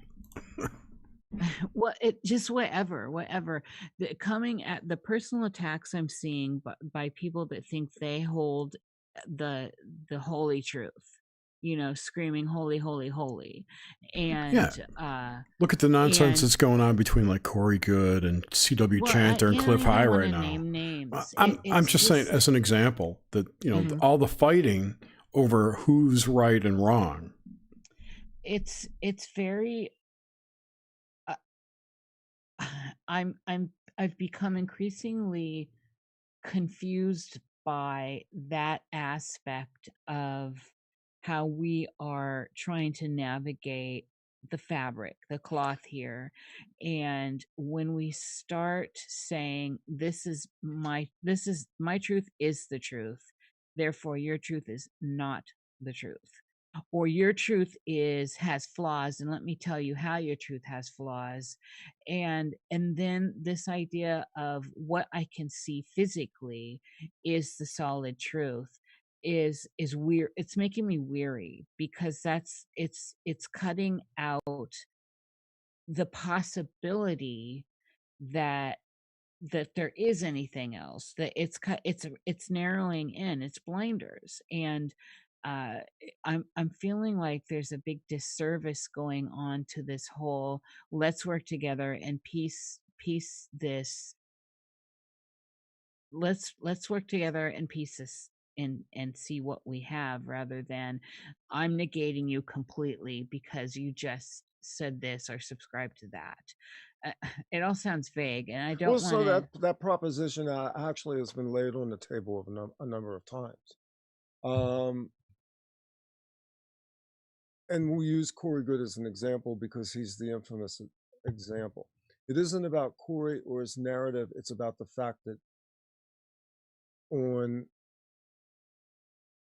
the level of interaction, this became a money-making operation. It became proprietary, and it became an ego game. And then it became a game of stalking and all manner of very vile and vicious personal attacks from all sides. Absolutely. And so I've had to deal with a situation in my own little pocket universe here, in some people that I have done shows with, have worked projects with, and stepping back and looking not at what they are saying, not even at what they're doing, but the content of the character of the people and how they comport themselves on an interpersonal level. And when I start to see the pattern where people are doing vicious personal attacks, even against somebody who's a critic or a perceived enemy, and this was the Corey Good school and David Wilcock as well, that everybody outside the camp that was throwing criticisms, valid or not, and there were valid criticisms to be leveled, became enemies, rather than looking at that and going, okay, I understand that you have these reservations, let's sit down and talk about it. Rather than becoming this self-sustaining monolithic truth unto yourself, how about you sit down and talk to other people who have similar visions? And this was kind of, well, I interviewed a person who identified themselves to me as being associated with SSP. She went by the name Ileana in the show, and her name is Elena Kopalnik. And I did almost 3-hour interview with her. I remember that. And Elena Kopalnik tried to reason with Corey Good. She wanted to sit down. She wanted to share experiences. There were overlaps. We would say now that they probably shared the same simulation. Corey basically started to call out everybody who he considered to be fake, which was everybody who wasn't part of that particular Gaia TV program. The Dark Alliance. The Dark Alliance, yeah. So, basically it was proprietary, it was being done for profit, it was ego driven, and it had this side to it of very nasty, very negative interactions with people who were perceived to be a threat to the narrative that was being woven. And in my experience in interviewing people, especially UFO experiencers and people who came out of dark projects, the person with the least amount of granular detail is the most credible witness, because in almost all cases, in my experience, if you have a complete narrative of this, their program didn't work very well. Because that's basically what wiping was about. The idea of compartmentalizing personalities under traumatic splitting was designed to compartmentalize both the personality and the knowledge about the projects themselves. So, based on what we know about the way um, traumatic mind control works, it does break down over time, and there is leakage. There is this period of time when you begin to repossess memories of something that feels distantly, vaguely like your experience. But total recall isn't really part of the picture. And Mm-mm. granular detail, the more detail there is, there's a number of UFO experiencers out there who, once they put out a very sketchy narrative, then begin to fill in the chalk lines, and you're going, okay, so now you're fluffing the narrative, and you're Mm-hmm. doing this because you're being interviewed, and that simple scenario story, and I could take it from my own experiences, just what I remember about things that happened to me in my early years, that I have enough of a memory to say something happened, this is what I believed happened, there's a certain level of detail, and then you just go, I don't know anything else after that. Yes. Yes. But see, this is all addressing this energetic level of the viral invasion that we're experiencing. Hmm. So, and that's getting projected out as the virus du jour that is spreading and being very nasty. However you want to look at it, collectively, it's become a reality of nastiness, and but the energetic level of it we can see and bring back to these personal examples of which we just outlined, and how it's affecting people. So we have people that were once friends fighting. We have it's affecting everything energetically. It got in like a Trojan horse to our collective psychic body, and now it's projected outward. Yeah, the coronavirus is basically an attack on your own light. I mean, E- Absolutely. Well, it this is little a light of virus, mine. and truthfully, if you believe it, it's true, and enough people now believe it that they're manifesting symptoms. We don't know what happened in China. There is no way to document this. There's no official, credible statistical reporting. What the videos that we got, those chopped up videos of everything from what looks like bodies being thrown into miniature incinerators, to where police are dragging bodies off the sidewalk, to people collapsing on street corners. We have no idea what the origin of those are. There's no chain of evidence for any of that video that's credible. The but reports that it- we're but be, getting, is it but credible or not? I don't know. it's but Right. beyond that, beyond all of that, that is the show around this. Hmm. It's a big show and it's a spreading show. So it's like candida in the system. Hmm. It's getting a lot of sugar and it's spreading in that way. And what I'm postulating here is, Good so metaphor. there's no negating the fact that we're all experiencing it grow, and and however you want to think about it, it is It's growing. it's a And mind but virus. I am saying that it is absolutely an energetic mind virus. Every this whole window pane aspect to it, this whole uh so I'm bringing it into this inner or interspace to examine it. That's the peach tree that's the microphone. Mike, Hmm. I can't look. I'm stumbling on my words because this download I'm getting. That's the uh microscope in which I'm having to observe it personally, as I look around and I see collectively what's going on, what are we collectively creating, and it doesn't matter. Some of these details do not matter to me personally, but what matters is the fact that there's enough people feeding it, there's enough Exactly. happening that The it's hosts, becoming real. yeah, there's more and more hosts. In Yes. that sense, it is what I called it early on in the cycle. It is a mind virus, and there's a mind virus that basically has attached itself to your light being, to your light body. DNA puts off light. I just saw somebody here in chat. This is interesting. that they just found Candida in Australia.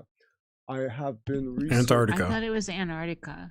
Or yeah, it is Antarctica. Sorry, I'm looking at the screen from a distance. I Oh, meant I'm not in Antarctica. the chat. Thank but you, I've Suzanne, for seen that. Yeah. Yeah, thanks for that. So I'm researching right now some things related to DNA, including DNA that they obviously find in ice. They also find bacteria and virus there. What's it? One of the flus, one of the early flus that was very deadly, was actually sealed in ice up in the North Pole. And now I'm finding out that they're doing extensive research in Antarctica to find these viruses as well. So there's something going on under the ice where these viruses, microbes, genetic sequences have been preserved inside of ice, which is interesting because ice is a lattice crystalline substance as well. Yes, intriguing. Isn't it interesting? Okay, so that was a great find. Yeah. Awesome. Yeah, there's so much there that and you know we're in such agreement on that whole crystalline thing and how all that plays into everything and the programming of crystalline lattice, crystalline matter, all of it, our bodies. I mean, your show has really fleshed that out, thankfully. And I mean, Emily's early work on sugar is programmable matter. I'll just put this on record because she was the first person I know of that said it. And Yeah. right now we're looking at this coronavirus, and if it is a virus, if it is what they say it is, one of the vectors is sugar. You know, the first thing you want to survive something right now, forget the freaking toilet paper. Cut the sugar out of your diet. Yes, Increase absolutely. the intake of critical minerals and vitamins to your body. And oxygen. And oxygen. Mm-hmm. That's a big one. Boy, that's what I went through. When I went into the hospital, I had hypoxia, which hypoxia has become interesting as well because now we're finding out that the connections between oxygen and mitochondria are being affected by 5G. Yes. Oh, yes. So we pulled in another vector there because 5G plays into coronavirus as well. If we're following some of the alternative theories on this, which has to do with Wuhan and the fact that they basically switched 5G on. I mean, what if the world's telegraphing us right now of dangers, things we've been warning about? I'm not a technophobe, but I'm still trying to puzzle out exactly why the specific frequencies of the 5G circuitry now, given the net value of it relative to what it's taking to roll it out, there's some agenda on the back burner that we're not aware of because 5G doesn't make sense. I mean, it's going to be great to have the push of it doesn't make sense. No, the push of it doesn't make sense. It's a net. It's literally a net that's going to 7G. That's where if you looked at your early phones, Verizon used to brand their phones Verizon LTE, which meant long-term evolution.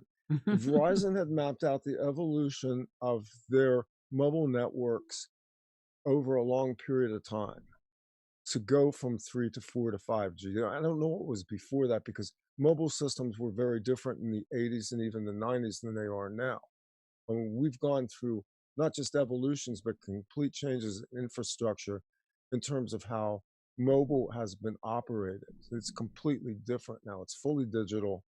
It's very high bandwidth running on microwaves, where at one time it did not use microwaves. So suddenly long-term evolution became short-term investment. Something else is going on. They tell us it's for the Internet of Things.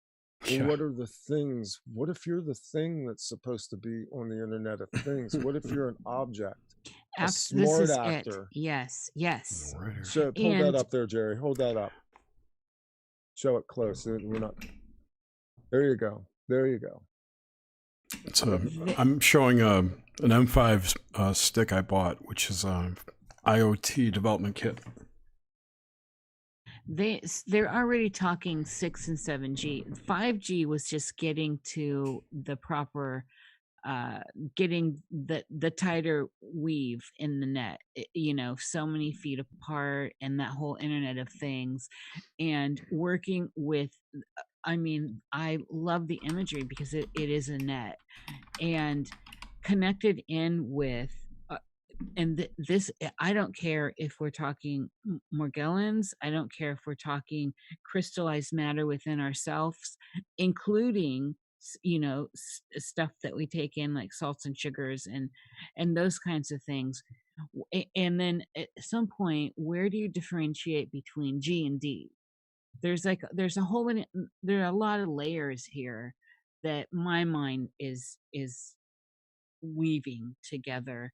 And of course, none of us, that's the beauty of these kinds of conversations, is we're helping each other process this Yeah. information. So if you look at this on the level of what's been going on since the beginning of the 20th century, which was when we entered into the technological era, we know that Tesla had what was effectively 0-point energy, completely wireless through the air conductivity of energy that we're now calling the Tartarian technology. Again, perhaps that reset that is alleged to have occurred, that was a vestige of the technology of that time, the onion domes and the various cathodes or cathedrals, as they were. And yet somehow or another, we wound up in a world being run by over-the-wire, high amperage, high impedance, high frequency, alternating current running over a grid of wire work that encompasses probably tens, if not hundreds of millions of miles of wire. And in that YouTube video that I put out, which is part 3 of Eye of the Needle, I talked about the fact that what if these are cattle fences? In one sense, what if they put these wires around us to begin a form of captivity? Yes. A very physical form of captivity that tied us economically to the means of consumption and production being widely available electricity for first industrial purposes, then to light homes, and eventually to run your hi-fi system, your television set, your refrigerator, your air conditioner, all the conveniences. But none of this was ever necessary. They put the wires up around us, just like you put up electrical wires around a cattle ranch. So now we come into the wireless era, and there's another level of captivity coming in. What is it? Is it in the energetic field? Is this now about not just the captivity of human creativity and industry, but the harnessing on the energetic body level of literally pulling us into what would eventually be what I call the simulacrum? Something that I did a show with Shamil Asher a number of years ago where we got there and we just went into this. It's like, maybe they're replicating us to create this simulated world, which will be us, but will not be us anymore, but a simulation of us. I mean, what if the simulator becomes the simulated, or the reverse of that? Think about it, Ed. There's a guy out there who talks about that kind of simulation already exists. It's Anthony something or other. Oh yeah, Anthony Patch. Yes, thank you. Yes, Anthony Patch. Yeah, and that's kind of where we got to with this. In fact, Anthony Patch probably came up in that narrative. We don't really know. What we know is real, is inside us, and we can control the outer expression of that by conscious awareness of who we are and how we embody the present reality. Everything else is speculation. And for some people, I know they're going, oh shit, there he goes. But seriously, we're now at the place where cognitive scientists are going, there isn't even space-time. There's a University of Irvine professor. Yeah, give me a second here. I'll find Yeah, I his saw name. that too last week. Who's basically said that, as far as he can tell, we are basically what Nish talked about earlier, the dreamer dreaming the dream inside of the dream, Yes, yes, that's what all this is to which totally it totally freaks you out. But at the same time, if you go back and you read the Vedic texts, you read any of the Mhm. mystical texts, and even the Bible kind of alludes to this. We're kind of in a place where maybe all we're doing is waking up to the reality we've always lived, but understanding um, it on another level perceptually. So the guy is named Donald Hoffman. He's a professor at the University of California, Irvine. His book is called The Case Against Reality, and he has YouTube videos out there. Go listen to him. He makes a compelling argument. And what he's really talking about is something that I've talked about everything that I've done. I mean, everything that I've done on radio somewhere connects to what I call the primacy of consciousness.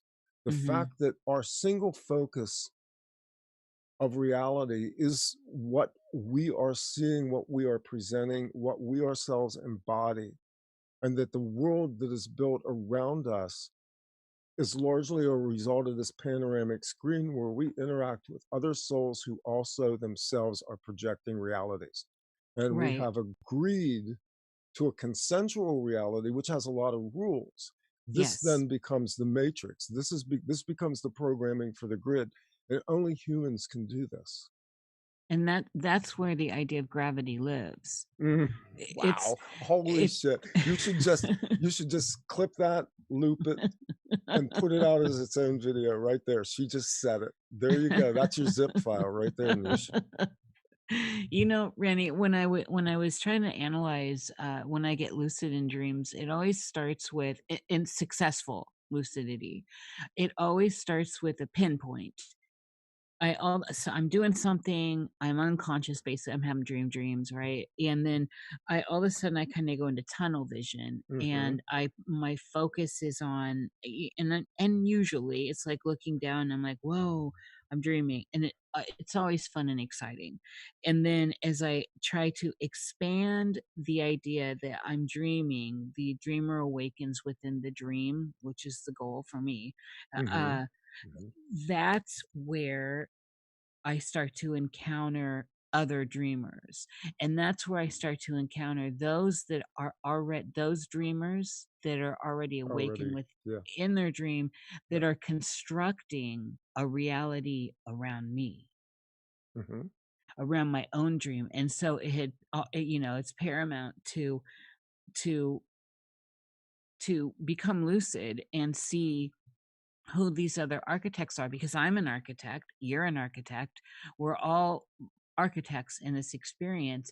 But if you're struggling to get there, and you're not getting that pinpoint reality that you can expand It's and then just see you who use else that is term playing. architect. I like that. So, Well, it makes sense to me. It makes good well, sense this to is actually the metaphor behind Freemasonry that most people don't get.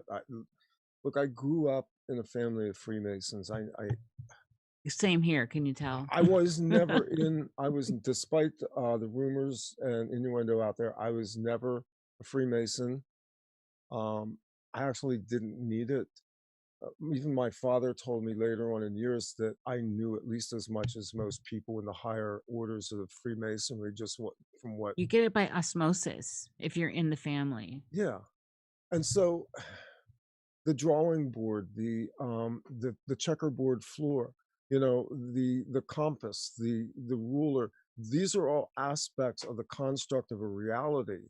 And the keys to Freemasonry are largely this, but they're mystically shielded. So what you just outlined there is actually more of the occult side of Freemasonry than most floor level Freemasons ever get, because they don't perceive it. For them, it's a fraternal organization, it's a social organization, it's a way to get ahead. At the high levels of things, it is a control grid.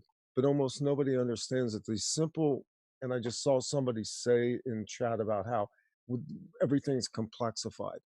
Things become simple when you begin to guide yourself by these symbols and metaphors. And those are the key issues, those are the key imagery of Freemasonry and what it's telling you, even with that single eye, that's the eye of the needle, that's the vision. Yes. We always get back to that, don't we? We always do. It always comes back to it. It's just Well, it is the topic of tonight's discussions. it's actually everything that we've talked about and more, because we're cramming all this stuff through a really tiny little nanotube. See, that's the real secret to all this shit. All this macro stuff that we got to put this through a nanotube. Yes. You know, it reminds me of people that have told some really interesting out of body stories about how hard it is to get back in their shell. They feel they're so much bigger than they think they, you know, how do I get back in there? And they see themselves, they know they're going back in, but they are so much bigger than that. Yeah.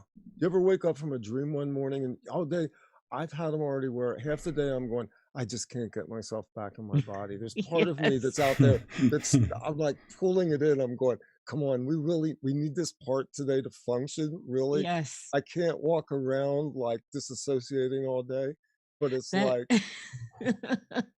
I'm notorious for that, Randy. It's always that. I'm like, I'm getting into my body. Give me time. I'm like, yeah. I'm coming back. But see, our consciousness, and again, the eye of the needle is a focused consciousness.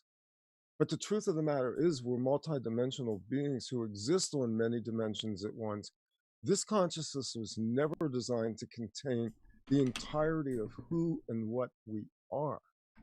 So everything that's trapped inside of the system, that's been farmed, that's been contained, that's been nuked, that's been germed, all of it, that's just one segment of it. We're actually drawing knowledge and energy and power off of other aspects of ourselves that exist outside of the temporal reality that we occupy. You know, this is what you would call the soul, the spirit, the higher self, the oversoul, is that aspect of us that exists outside of this present reality, but it is out there and it is part of us and it's connected. And this is where the dreams and the visions and the downloads and what it's going to take to get through the next 5-year period is coming from. It's going, come on, you can do this, because once we do this, we open up a whole entirely new region of reality. And it's going to be fucking amazing. I agree. And that's one of this is where, of course, I'm a no fear person. So even though things can be acute and intense and you know, where we have to face our, you know, the dark stuff, that we have to face the agitation that beautiful stuff comes from. And a lot of times that is the idea of how transient we are here and how transient everything is, which is part of the nature of my new video that I'm trying to talk about in that is that idea. And I constantly like to use the word immortal and immortality, because this is truly how I feel. And because it's how I feel, I use it. I understand that the vessel is the vessel. It's the car. Keep it clean. It's a temple. Try your best to. That's another thing with this meme that's going around us of this sickness, this mind virus. This virus is, well, how's your temple? You know, if your temple's clean on these energetic levels, if you're processing correctly, if the cowl around you is functioning and there's good blood flow and things are moving in and out as they should, this is a moment of reckoning in a good way. This is a moment of waking, another moment of awakening. Yeah. And these things can affect you. You can see them, but they can't, like I was saying with the worm earlier. I saw it pushing in. It had nasty teeth, you know, and then I saw another one, and then I saw another one, and it was I didn't feel threatened by them because I felt like the shield, which I like to call a cow. I'm really into using that cow imagery right now. Or Interesting. membrane, because you get the birth life stuff out of that. Yeah. Did you say cow or cowl? Cowl. Like arrow. Yeah, like what you're born, the membrane that you're born in. So The yeah, I amniotic don't know. sac. What is it? You're both watching the chat. Are people asking questions or anything? That's what I was just wondering too, if we had any interaction, if anybody wanted to ask anything. The one Lots thing of good comments and the one thing I wanted to throw in there was you were talking about how, we get through this in the next 5 years and it's going to be amazing. That goes along with what like Cliff High's been saying about sci-fi world is coming. yeah. I know there's a lot of controversy right now because I've basically kind of bitch slapped Cliff a little bit because I feel like he's fear porning.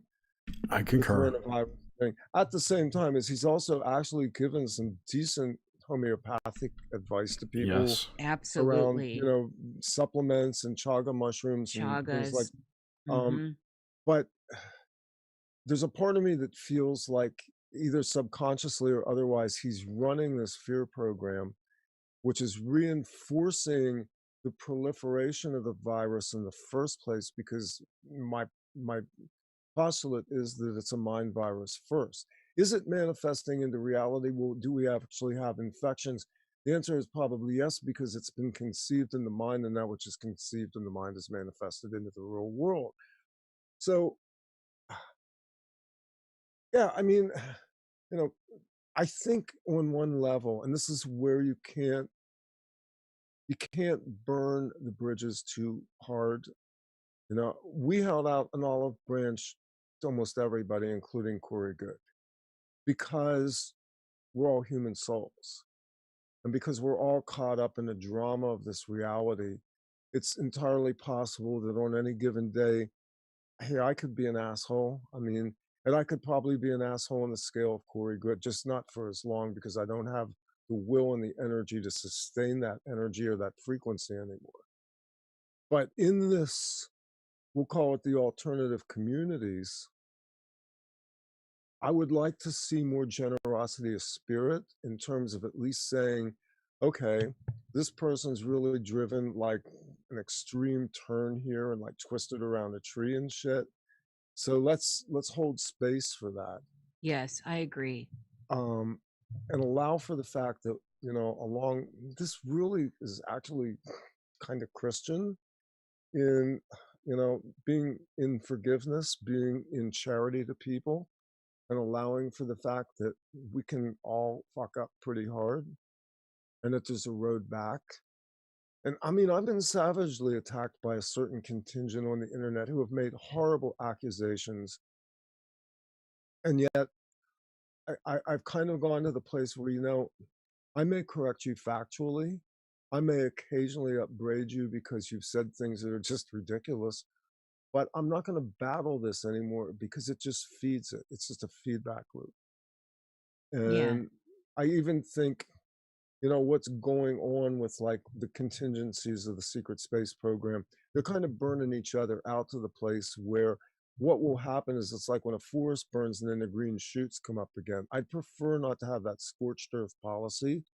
I would like to see a little bit of greening and not need the gigantic bonfire to ignite new growth. It would be nice if we could work with each other cooperatively again.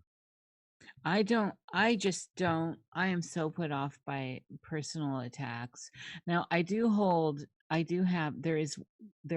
have my limits. So when animals become involved, there's scorched earth there. And that's a problem for me. But when it's this person talking about that person and they're getting ugly and down and dirty, I just see that as, well, I see it as what Jung called it, is shadow projecting, and it's just not where I want to be. And so, but as far as people like Corey Good, I I never felt he was authentic. My psychic self, and I hate to say that, I'm becoming more comfortable with it, but I always just saw that as a very That's thin. a commercial enterprise, is what that is. That's what it's been Yeah, from day one. And we absolutely. demonstrated that. I It's mean, there like was a lot of TTSA. witnesses. The forums are still up there on Project Avalon. We published hundreds, over 100 pages of transcripts of Corey on various forums, post Avalon, before signing with Gaia TV to do cosmic disclosure. So I mean, you can make that opinion. You can get to that place yourself, and frankly, it's like Shane, the ruiner, has said on my show and other places. Some people are just shitty people, and they are what they are. You deal with them at that level. I mean, respect due where respect earned. Mi casa, tu casa. I saw a question here. Somebody is asking about peak oil, which I'm surprised anybody's brought up. I thought that had died long ago. So, peak oil peaked. The whole concept of it.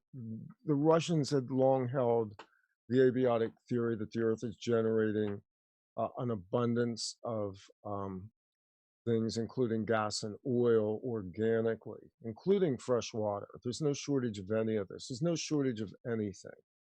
Peak oil was created as part of a dual pincer movement to create pressure in markets, so that when they had sufficient volumes to drop prices, they could use this to reinforce futures markets. And it really goes back to OPEC and the idea that we no longer had oil on the North American continent, when in fact, most of the oil consumed in the United States doesn't come from the Middle East at all. It comes from Canada. Thank you very much. So there is no peak Yeah. oil crisis. And if you read Ida Dorpa and you read the Radu Sinamar book, The Second Tunnel Under the Earth, you'll find out that there's a lot of things under the earth that we still don't know about yet that could make our lives real interesting, and we wouldn't even need that black shit in it.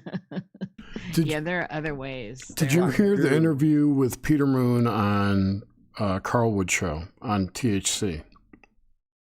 I did not. You should listen to that. He goes into more detail about how actually Radu transitioned to Inner Earth and how it's in transition points under the earth and like caves and whatnot, and how you had to actually change your frequency to Yes. transition into that space, and That's that true. many people couldn't do it. Exactly. I That thought tells you something right there about space.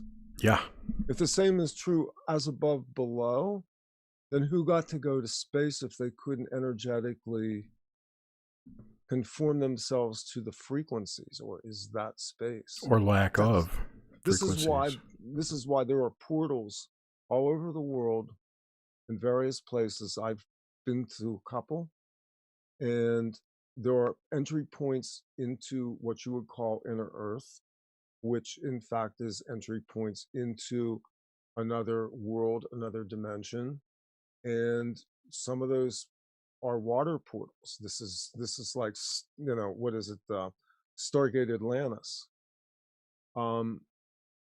Your frequency will dictate your ability to pass through into these realms, because that's what they are. There are people who have walked in the forest who literally disappear. They're not found again. They may Yes. reappear later. I've told the story about memories of navigating underground using magnetic grids to navigate. No maps, no GPS, no visible signs. This actually was done by the indigenous people as well. They're very familiar with what we would call underground labyrinth systems to navigate for hundreds of miles, but you could navigate hundreds of miles underground in a matter of maybe 1/10 that distance, because of certain energetic aspects that go on underneath the earth. And the fact that not only does distance change, time and gravity as well change. So Yeah, well, I mean, what he's talking about in these books, and when I was reading this book, it's like entire pages are almost highlighted. I'm just going and highlighting stuff because I'm going, yes, yes, finally somebody wrote this, somebody gets this. This is like stuff I've been seeing, stuff I've been thinking, stuff I've been talking about on shows. And it's like Radu Cinema writes this stuff up from what we can just say is a first person perspective as an experiencer. And it's being put out as fiction because as far as the world's concerned, it is fiction. I need to get into some Radu. Yes, and I put links in chat to those interviews and his books on Amazon. I also put them in the show notes. So, Will you put them in our personal chat, Jerry, in Discord? why, of At course, least Nish. one. Thank you, darling. Discord, there's a world I've not entered much at all. I actually have a Discord server and I still don't understand it. That's kind of like a portal system I can't navigate or something. It's just It's a giant chat interesting. server. Yeah. Yeah. You know what? It's all right as far as, I mean, it's like a social media platform Yeah, it kind essentially of to is. me. I don't know. You know, it's got, like everything. It's ups and downs. Yes, but the Cruising with Steak Discord is definitely the best. I love those shows. That's They're a guilty hilarious. pleasure of mine to go listen to a Cruising with Steak show. I post them all on my personal channel. So Yeah, You put them on Nox great Mente too, stuff. Jer. no, I don't. You put them, I mean, Vox's Nocte. No, I don't. You used to on appearances. That's just a playlist of links. They're not there. Oh, I see what you're saying. Yeah. Yeah. I see what you're saying. Well, I do appear on that show, so I mean, it is Right, technically right. an appearance. Yeah, like it appear. You're like a member. What are you talking about? Cruising with Steak and Jer. Anyway, so it's at like that time period. If no one has questions, Yeah. someone wanted another question, but I'm not going to read. I'll ask you offline about that. And that's about it. So, Randy, do you have anything you want to plug? Coming up shows or new work that we should look forward to? Or Yeah, we're actually just ramping up into this year, and so there's shows coming. I don't have anything to announce. The Eye of the Noodle series is on our Patreon page. Some excerpts of some shows will be released publicly, but the bulk of it right now is for the people who are our patrons on Patreon, and that's patreon.com/offplanetmedia. And the idea behind that is largely right now, that audience is kind of a test bed for this material, and it's a feedback for what we are doing in that group. But you know, we're just progressing. I mean, the YouTube channel's out there, looking to get a new website going later in the year that maybe we can abandon Patreon and go to some sane system of both being supported and at the same time not being forced to deal with third-party payment systems and unnecessary usury on the part of the people that are sponsoring the site. But that's the world we live in. It's a world that still requires money. I thought Jordan Peterson was starting something up like that. Yeah, I mean, look, I gave away for 10 years. I mean, Off Planet Radio began in 2009 as Exotica and transitioned in 2010 into Off Planet Radio. I just shoveled the stuff out for like a decade and didn't worry about it. We're in a different time now, and I appreciate that people want to support us, and I also appreciate that some people don't have money, and it sucks. It's, you know, this is the great juggernaut of our time, is to figure out how we function economically in equity with each other. And I think that's really a big challenge. Yeah, it is. It's I mean, I just stutter over all of it. We'll figure it out. I'm liking the idea of the new voice.com that is off. It's in beta right now, and it's on the EOS platform, and I'm loving it. It's feeling like a good it's feeling like a solid, like the best of everything he's done, like Steam It, and I don't know. I It's can't looking. keep up anymore. This one's looking good. I'm not a big lover of D Live like everyone's liking. It's like Yeah. a video game and BitChute and all that. I mean, I try everything out, but But until those guys voice.com are available on like Roku or Yeah. smart TVs, they're not going to get any kind of traction. Well, Yeah. voice.com's in beta right now, but it is really promising, seriously. And it's set up with that open source mentality that Steam It was. So I've sort of lamented the fact that we moved away from, and this is true of the tech industry generally.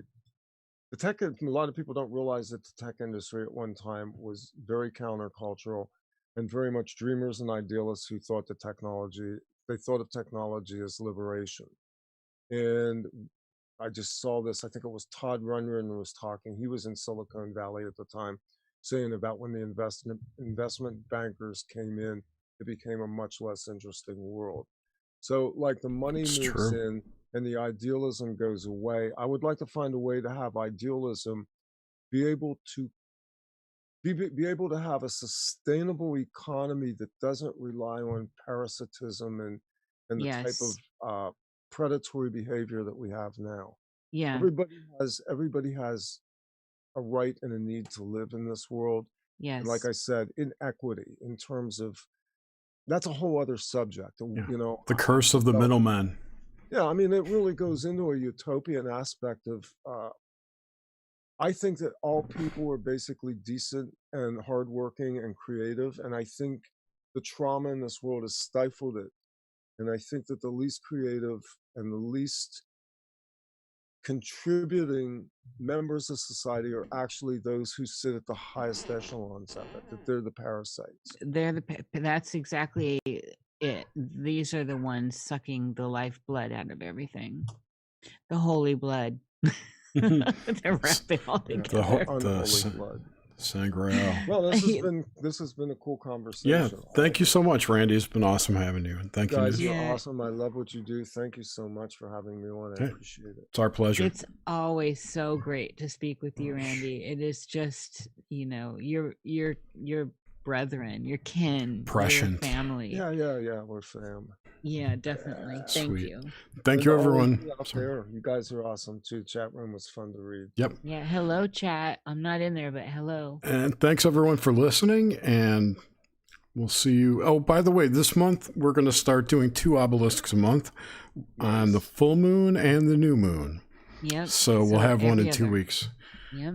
And we have Craig Williams, who was our guest on Nox Mente a few weeks ago, is going to come back and talk about Vedic astrology and Tantra and all that cool stuff. So that should be interesting. So next week we have a Nox Mente. Be sure to tune in. We'll be back on this channel because we're still banned from live streaming on our monetized channel. Bad children. Yes, I was bad. It's my fault. I agree. Rebel. Yeah. Anyway, thanks so much, everyone. We'll talk to you next week. Bye-bye. Goodbye.